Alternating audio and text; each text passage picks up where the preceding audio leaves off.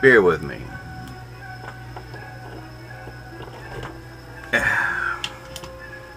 Let there be light. So, I did a post. It's going to be a link down there about our cyber stalkers and what these people do and how they want to slow down progress. Have you ever met somebody who you can call Sybil and truly mean it? I had, anytime there's a sock account that comes up, which means a fake account, people forget their writing style, and usually carries over. So I called out this person saying that, I'm going to provoke you to sue me so I can write my subpoenas up to these certain accounts and share the IP. Or bring up the IP to show who's who. Now, that's the fun part. The other fun part is people who are delusional. They believe in their own lies to the point they try to present it as truth. So this is what I'm doing. I did a screen pic of my antagonist, Tom Eric Spotnik, Robert Fraze, and Sylvia Nagel. Now, that was done probably last year, literally. So, I ignore people who are just plain outright stupid. Let me explain how stupid. And if you have a minute and 30 seconds, you'll listen to it. Rob French, this is Sylvia Nagel. I tried to message you. You didn't respond back. I'm on your website, and I see there's all kinds of links to Blessed Be Baskets.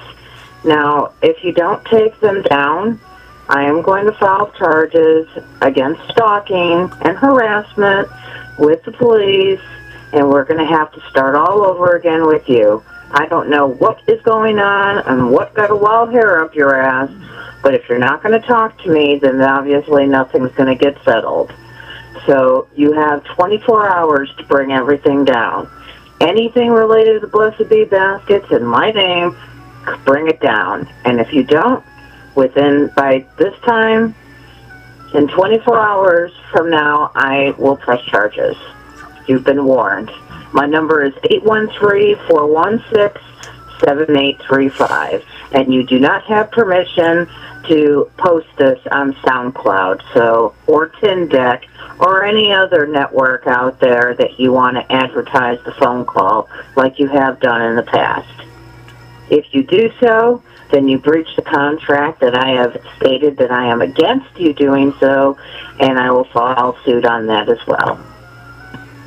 Now, I hope to hear from you and settle this.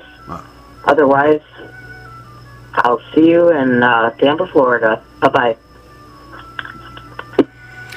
Well, how about that? I think she might be upset that I wrote letters to her board of directors. And, yeah. That's the fun part when you're dealing with people over the internet. You can't hide. What's the difference between me and the average person? I'm full disclosure. In other words, I don't hide behind shit. What you see is what you get. And when you're dealing with people who are just batshit crazy, like Sylvia Nagel, it's easy to fish them out. It's not too hard. Now, there's a lot of internet drama. I'm being sued. I'm being chased after. Harassed. Or told I'm being harassed. Well, the thing is, proof's in the pudding. I haven't done anything or said anything more than what I stated in public. I had to double check my websites, and quite frankly, I don't see anything on my websites that have her on there. Gosh, I think, and I didn't delete anything either, if you know what I'm saying. I didn't cover my trails. So basically, I got a Looney Tune out there who's leaving me voice messages telling me that I can't broadcast my voice messages. Well, sorry. You don't have that right. You left voicemail. You didn't talk to me. There's a difference between phone tapping and broadcasting a voicemail, which is great. because I still have it on MP3. And yes, I will broadcast it where I want. And yes, I'll say what I want. Funny thing about that First Amendment. But it's okay. In about 2 or 3 weeks' time, I'm having a friend coming down in the Tampa area, and I'm going to meet up with him, and we're going to go and have some fun. He travels a lot, apparently. I just got off the phone with him last night, and I think what's going to happen is, I'm sure the meeting that she requested for me to see her might happen. I did write a funny little thing. Oh, I'll include that in the links too, in the bottom. Not only was this lady cyber stalking me for the only reason that I was affiliated or friends with a person she was having a fight with on the internet. Yeah, this is a real drama. It's really cool. I just screen picked her stuff. I never wrote anything really bad about her because she kept incriminating herself. I'm only after Ronald French for guilty of association for being with Sin Jones. Okay, fine. I mean, that's harassment. Prove I harassed her, that's another story. If anything, I don't think a rebuttal is considered harassment. But I do welcome a lawsuit because I already have kind of like 7 subpoenas pre-written for this, as I anticipate it. And what else we got going on? Oh, I don't know. I've been kind of like making friends with a lot of new people lately, and it's going to be fun. I like being an hour away from a person who wants to antagonize me or threaten me, publicly want to shoot me down and stuff, because that's the kind of people that I just kind of like, how much time do I have in my life to spend on this person? Well, I'm a full-time student, and I got spring break coming up. Not spring break, I'm sorry. Summer break. That's 9 weeks of me being bored. And 9 weeks of me making copies of ripoffreport.com. Also, not to mention the email campaign I'll be doing to every place, like Publix, with copies of my ripoff.com. So this is where I come with it. I don't have my charity panhandling out to corporations yet, but I'm sure every corporation that the other nonprofit decided to do so will get an earful by me and friends in my network, about 20,000 people, who I would ask gingerly to spread, make viral, of everything that I have documented, so there's no slander or defamation. There's proof thereof. And I love Facebook. Truly I do. Now mind you, I say I'm full disclosure, which means I don't hide my bullshit. Someone else does. I wonder who. And when I get those subpoenas out during the counter lawsuit that was threatened against me, well, that's fine. My subpoenas kind of show in chronological order what has been said and done by invisible accounts that may or may not share the same IP address as who could I'm thinking of. So this is the kind of stuff that I have fun with on the internet. Because when people think they're going to call me, they'll intimidate me. I posted up my last phone calls with her when she was threatening to come down and visit me. Whoa. And then she would turn around and on the posts and make some triumphant response about how I was intimidated by her. I'm not intimidated by her one bit. Not afraid about the harassment charge, and I am not afraid of any lawsuit. I have 4 years of tort experience in the court system. Bring it. And believe me, when you do, make sure it's an attorney that does it. My address and phone number are publicly listed. Have them serve me there. And yeah, I will actually visit your attorney, show him what I have, and he'll probably walk away from you. So this is the beautiful part of what I do, is I know what I'm doing. You just want to boast and complain and come after me and threaten. Well, I got histories of that too. So that's the fun part about me being me. I enjoy it. The funny part is, when someone comes up after you and this is the lesson of the whole video really, if someone is trying to intimidate you, if you have your ducks in a row where truly you're the victim, not the antagonist, and if you're not doing anything illegal, then what is there to stop you from doing what you're doing? Now the thing is, if I'm just responding to something that happened a year ago, well, I'm still responding to it. And if people don't like what I have to say about it, well, they shouldn't have done something to provoke me. And that's okay though. Like I said, I might be having a friend coming down. He's a traveling man, you know, and I'm making some copies of my Ripoff report. I only have 100 copies so far, but my stapler only holds about 1,000 staples, so I might have to make some more. I might meet my friend somewhere in Ybor City initially, but I think I think I'm gonna have to start making some more emails and visiting some art studios and some other places, just to let them know what's going on and let them understand, you know, who they have for a person running a non-profit charity. It's not tax exempt by the federal government, by the way, meaning there's no 501c number, even though they promote it. But don't let me tell you one thing and you see another. I'll post up blessedbebaskets.org or com, whatever they call themselves, and you can see them for who and what they are. And it's all about the children and blessed be. But when you read the cyberstalkers, you'll see things like my dark left-hand path friends, and you know, so you can't tell, is it blessed be, is it a white lighters group type of thing, you know, for helping out the kids like they claim, but yet you'll have like the same side of the coin. You'll see my friend Sylvia Nagel talking about, you know, being a fellow left-hand path person.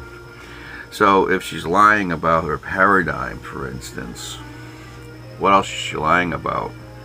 She does say it's just tax exempt. Tax exempt's a term from the IRS when you get a 501c3 tax exemption for an organization that files a 990 form.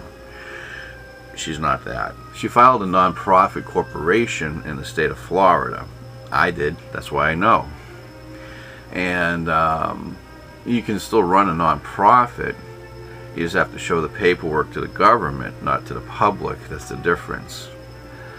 So she can come after me all she wants, but when she said there were things on my website, well, when you get your attorney to sue me, believe me, you're going to need an attorney, because if I get done with you, you're going to need one. And I'm looking through one of my 11 websites, and I don't see anything on there about you. In fact, the main website that I have, which is my church's website, it doesn't have anything about you, nor does my online fellowship or anything else. But that's the thing, I don't hide behind an organization to bring down an organization. I'm Rev.Ronald French. I'm a reverend of 3 different churches, and I call myself reverend so I can marry people and officiate them. So I kind of advertise out that I can do that. But when people want to sit there and make these open statements, you know, I saw this, and you better do that. Don't let people intimidate you. In fact, exploit them. I mean, put them on the fucking coals and rake them and let them know I'm calling you out. Bring it.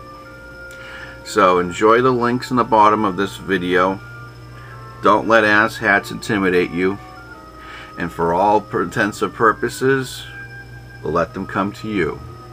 And like I said, in a short while, don't know when exactly, I got a traveling friend coming down. We're going to have a few coffees, maybe a beer or two. Who knows? And then, yeah, we got flyers to hand out to all kinds of people and places. And, you know, a first 5 and 10 mile radius of the organization would be a great one. And in the intimidation factor in my initial phone calls, which will be linked in the bottom too, just to give you an idea of what kind of drama was going on. You know, she threatened to come down and visit me. Don't worry, Don't worry. Don't worry, Tori. Don't worry about it. I'm coming to see you. Yeah. It's not going to be like I'm going to have fist fights in the schoolyard after 3 p.m. I'm just going to go off and make everything public. Because there's nothing that can be said about me that I don't already know. Or cannot be, or, you know, people want to make fabrications. It's kind of hard to prove it. Where when I made my statements, I have screenshots. And again, lawsuits are wonderful because that gives me a court case. And with that court case, I write subpoenas. And I spend about $30 to have them served. And then I send them out and have them served for the right information and a way of writing them down. Like I said, 4 years experience of tort. I can get the information I need and want. And if I'm proven right, I didn't only come after you, Sylvia. I'm coming after your board, and I'm coming after your officers. Yeah. So, be careful what you say. I'm not worried. I'm acting on my own. I never came behind an organization saying one thing or another, but I do have screen pics of you doing so, which makes you bring them into the mix, which is why I sent them an email on my private email account. How's that for melodrama? Okay, well, I'll put this in the air. I'm letting everybody else know. Don't let asshats bully you. And this is going to go viral with your MP3 voice message. So, and whether or not you gave me permission, it's voicemail. Not only is it voicemail, it was also voice over internet protocol. So, I didn't record a conversation. I'm just recording a message that was left to me to intimidate me with no evidentiary or evidence of the claim that she made. But boy, do I have stuff on her. And I can't wait to have her bring it on the table for that lawsuit. Bring it! I want to be sued by you. Please.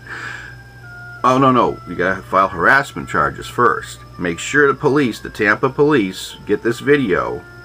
Hello, Tampa. Love you, board. Feel free to file. My information is free. You can find it 4509 14th Street West, number 804, Bradenton, Florida 34207. And my number is 941-567-0765. So there you go. You know where to find me. You know where to serve your papers, and you know where to call.